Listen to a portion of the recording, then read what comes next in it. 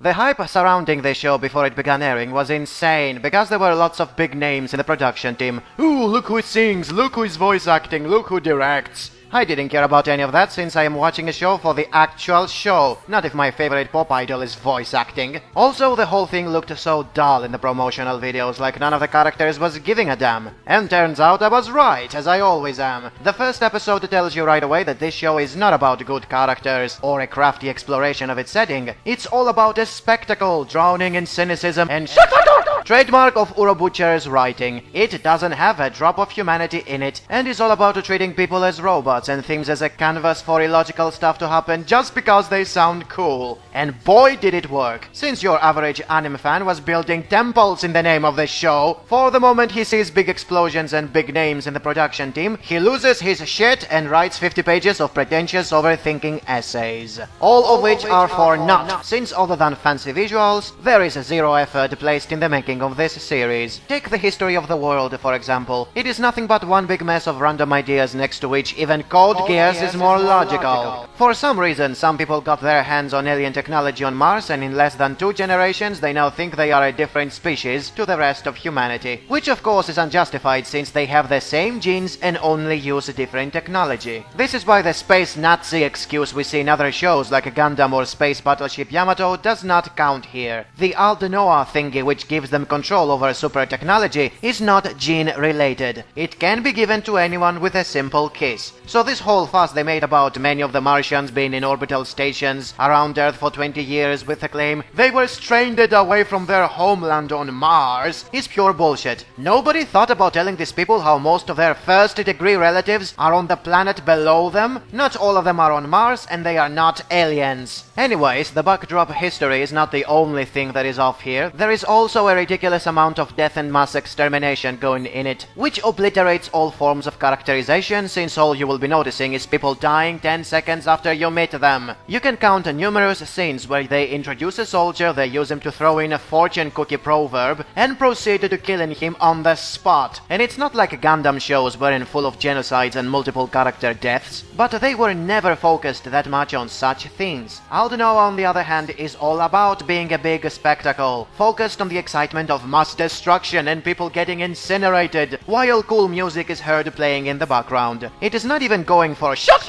since the music makes the whole thing feel cool, and it's not tragic or sad. You never knew all these people, and you are only meant to think, whoa, so many die in this show, it is dark and serious. Too bad that what you actually get is cartoony evil space people who exterminate billions of innocent civilians because they see them as insects. So mature indeed. I guess none of the tens of thousands who were hyping this bullshit knew that well-written characters are those you get to like regardless of their actions or beliefs. Johan in Monster, for example, is a very cool character despite being a mass murderer. The villains of this show, on the other hand, are the ones you would encounter in 60s comic books. Roar, tremble before my divine presence, you scum! I pity how you will die without even being able to defend yourselves. Get wiped out by my godly hand as I end your meaningless existence. The joke doesn't stop there. They are written to be so cartoonishly evil that they included the classic backstabbing fuss. They kill their own people and blame it on the Earth people as an excuse to kill them all. Such lovely characters, very easy to identify and cheer for. And despite all that superiority and malice, they are still manipulated like total tools, falling for the weakest propaganda tricks imaginable, such as starting a war to avenge the death of their princess. But then they say the princess is alive and well. And yet they keep fighting, this time to avenge Earth because one of the Martians tried to kill her. And even when they fight for that reason, she is not even the real princess, she is an imposter. They will believe anything no matter how dumb it is, which makes them too pathetic to care about. There are a few cases when some of them try to question what if they are doing is right, which is a genuine opportunity to become actual people instead of drones. But in just 5 minutes they either get assassinated or get convinced that the extermination of Earth is a lovely thing to do. Such as the Emperor of the evil space people, who was hell-bent on stopping the war if no proof of the Earth people's ill intentions were found, and yet as soon as one of his trusted followers reassures him that his granddaughter, the person he cared a lot for, is alive and well, he ignores him and allows the extermination to keep going as if he never trusted him for a decade or loved his granddaughter for twice as much. This keeps happening several times in the show and proves how ill-conceived bad guys they are. The only thing missing is holding huge signs with the words, "You must hate us," on them. As for the good guys, the poor innocent Earth people, there is very little to care about them other than being the victims of an evil plot. The show never focuses much on them, and they have no brains to make the audience like them for not being tools as well. Despite all young people of Earth having received military training, their tactics in warfare are limited to the amazing strategy of standing still and shooting at the enemy, which, because of the technological gap between the two sides, has the same effect as throwing pebbles at a tank. And if you think they learn from it, nope, they keep using the exact same strategy in every single episode, which leads to their predictable, unworthy deaths.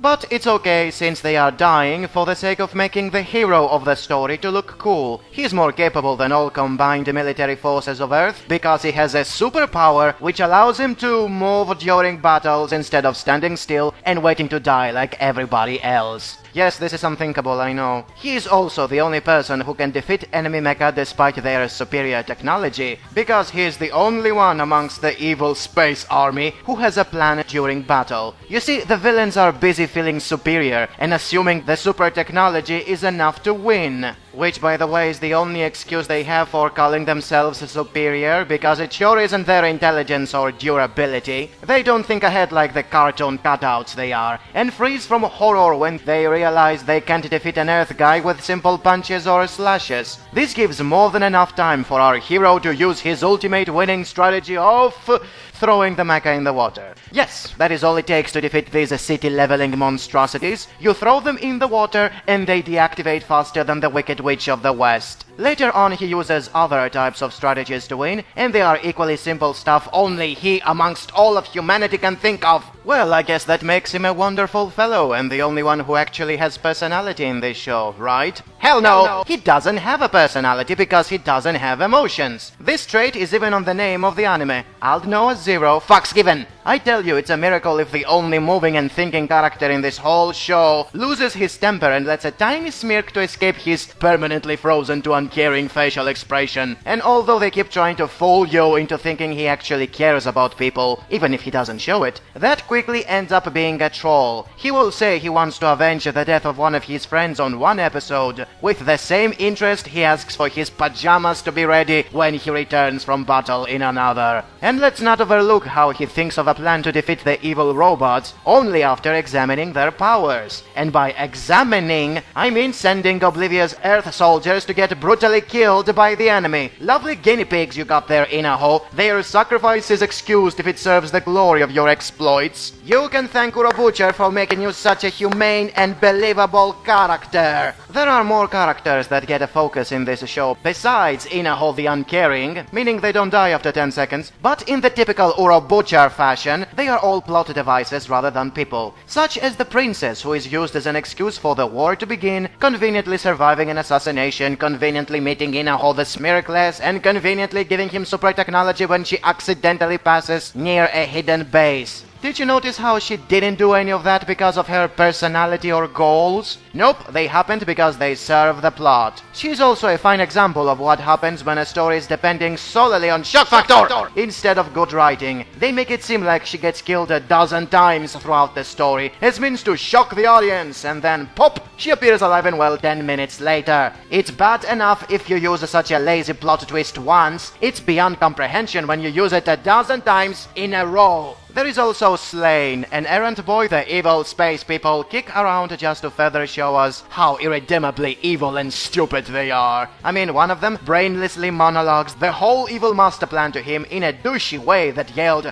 "I deserve to be killed for my stupidity and you to betray us for our satanic acts," followed by him doing so. Notice that he didn't choose to do it, it was forced upon him by the plot. He then proceeds to go help the good guys after magically finding them because the plot said so, and after conveniently saving them in the last second, he is then shot down by Aldnoah.Zero fuck giver and abandoned on the spot, because his role in the plot is over for now. The same things apply for the rest of the characters, being plot devices with no humanity in them, doing staged events just so the story can happen in any way the writer wanted. This is why you have the princess getting a pardon by everybody because she is the needed battery of the ship, when 10 minutes earlier everybody hated her kind and wanted her dead. This is why you have Aldnoah the Heartless showing no emotion and being a master strategist, falling in love with the princess for no reason and doing some really retarded things in the finale of the first season, because having emotions like a normal person makes you an idiot. This is why you have Slane, who exists to be kicked around repeatedly by everybody for the sake of drama, doing out-of-character things in the mid-season finale, which leads to the death of the princess. For yet another time. Lovely script there, Butcher fags, your god is never doing something wrong. Oh, but wait, he only wrote the first 3 episodes. The rest were written by the guy who made Boku no Pico. This is clearly not a good story. Yeah, and that is why the anime community made 150 topics about how amazing the mid-season finale was and how amazing the second season is going to be thanks to these ingenious plot twists. And it is true that the series was fun for a while by doing lots of crazy shit that were very uncommon in typical mecha stories. Like Martian humans, the moon blowing up, cities being incinerated while cool music is playing, and having the hero not being a typical shonen protagonist, but rather a calculating robot who uses his brains in order to defeat powerful robots. The strategies were ridiculous, like a black hole shield that doesn't absorb air for some reason, flying cameras which nobody can see and get blinded by simple smoke, but were giving off a feeling of intelligence. And by intelligence, I do not include the forced way he explains his strategies to the audience by basically talking to the wall next to him, meaning there is a lot of lazy info dumping going on during pseudo-scientific explanations in the form of breaking the fourth wall. Of course, just like it happened with Code Geass, the tactics soon evaporate and the whole thing becomes brainless robot power-ups and fan service. There is a scene where the princess is killed, again, while she is naked in the bath by another naked girl. Aldnoah gives her first aid by essentially groping her, and then the naked assassin pops up out of nowhere and starts bitching about the cruelty of life. It was supposed to make you worried and sad, but it doesn't, because all you see is one emotionless dude surrounded by naked chicks. Also, what the hell was the assassin doing? Was she hiding for 5 minutes waiting for the princess to come back to life before she pops out instead of running away? There is a prolonged scene where an enemy mecha transforms as if you're watching Power Rangers, and it means nothing in the long run or is even presented as scary. There was also an attempt to have political intrigue and mysteries in the form of 2 different civilizations clashing. But it is impossible to give a damn when the Earth people are useless before Aldnoah the Peeping Tom. So goes for the villains, who are so shallow to the point you don't care what is going on with the story, as you care about the ass-pull Aldnoah the Mobile will use next time to defeat yet another mecha nobody else in the cosmos has the fit to be able to do that. Despite all these obvious problems, the anime community still failed to see what a piece of crap this show is, evident in the mid-season finale when they made it seem like most major characters got killed. Hundreds of pages were written full of praise and high expectations for what will come up, and the anticipation for the second half was enormous. Of course, I knew it was all a troll, but whoever listened to reason? And what a plot twist! Turns out nobody was dead after all! Again! As I knew all along they weren't. Aldnoah becomes Kano, gets a cyborg eye that makes him even more hacks in battle, and is otherwise the same uncaring bastard who wins in all battles as he always did. The princess is now a decoration, sleeping in a pod, while another princess that was ass-pulled in the story appears to take her place. Slane out of nowhere becomes a Machiavellian asshole, and with a complete character rewrite, starts backstabbing everyone and keeps the war going by becoming a super elite pilot for no given reason. The Earth military magically learns how to shoot straight and can now kill a few Martians towards the end, again for no given reason. and lots of other shit happen, which are never explained or resolved. What blew up the moon? What about the origin of the alien technology? What about that guy who had post-traumatic stress disorder? Screw them! Turns out they were nothing but fillers. Since if you strip away the robot of the week battles that are always ending with Inaho the Jesus figure using an ass pull, the actual plot fills only a few episodes.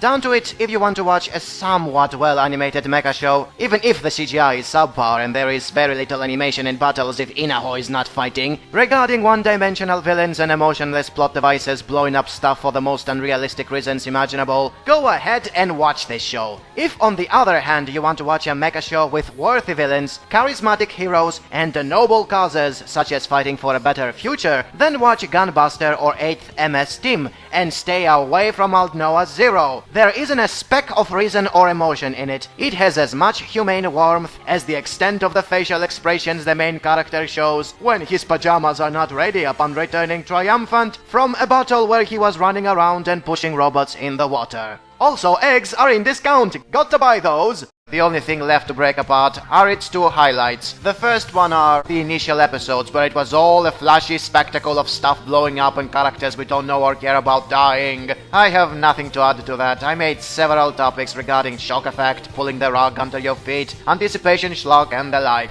The rest of the show didn't create any real sensation up until the last episode happened. Boy, that finale made most in the community to lose it, either because it was unexpected or because it made no sense. Or as I prefer to see it, both of that. But it was all intended. The creators wanted the community to be taken by surprise and to not stop talking about it, so the interest will not die out by the time the second season begins. You're telling me that I'm gonna have to fucking wait until January. Why the fuck would you do that to me? That is the worst fucking cliffhanger of all time. So, following the tradition of overhyped shows with terrible writing and undeserved hype, many attempted to reason what exactly happened in that final episode. AKA, throwing around self-given explanations to everything, which are of course made up and have nothing to do with what the creators of the show think or want. This is why if you search Reddit, you will find dozens of topics made in just 3 days regarding the last episode alone. This is insane. People are once again overthinking everything, and instead of admitting the whole thing was badly written, they made a clusterfuck of pretentiousness once again. Because it's an Urobuchi show, there just has to be a secret meaning and everything just has to make sense. Let's go over some posts where people are pulling stuff out of their ass and how a mature person like myself replied to them. This guy tries to excuse the bullshit the two main characters did in the last episode. Slain shouldn't be hated because he helped the bad guy out of honor and respect, and that is exactly why he deserves to be hated by everyone. He placed honor over doing the right thing, and Inaho did that bullshit suicide move with pointing the gun because he wanted to go down fighting. Yeah, it's not like he couldn't have thought of some smart thing to overcome impossible situations as he did in the rest of the show. Oh, but wait, he wasn't thinking straight. The love of his life just died for the third time in 12 episodes. Didn't you know that love is making you do stupid things? Having no emotions is perfection. What a great social message. Machines are so much better than people. But wait, he's not supposed to have emotions. Why is he in love? This guy asks why the princess and Inaho are in love for some reason. I tell him because they are plot devices, just like all characters written by Urobuchi. They do stuff because plot, not because they make sense. This guy tries to excuse the love thing. It makes sense for the princess to love him because he's the only worthy male in the show, aka another Jesus figure like Kirito or Tatsuya, where all the girls love them for being OP.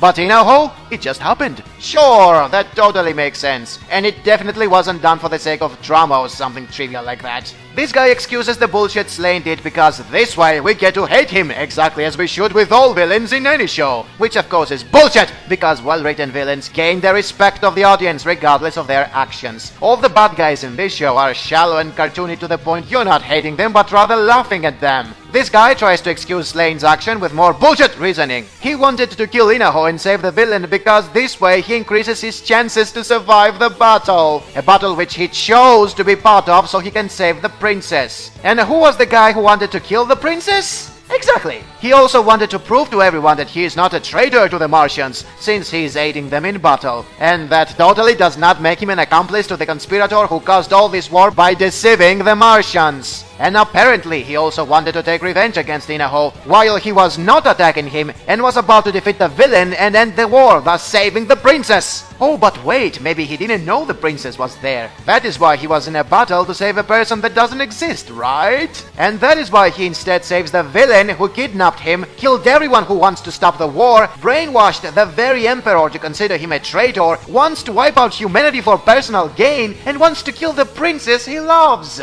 And what a better way to achieve all that, if not by attacking the guy who was about to stop the source of all these problems. Oh, and of course, I didn't even bother to mention the usual excuse everybody uses all the time in such cases. He's a teenager, he was confused, he makes mistakes, he's not a robot.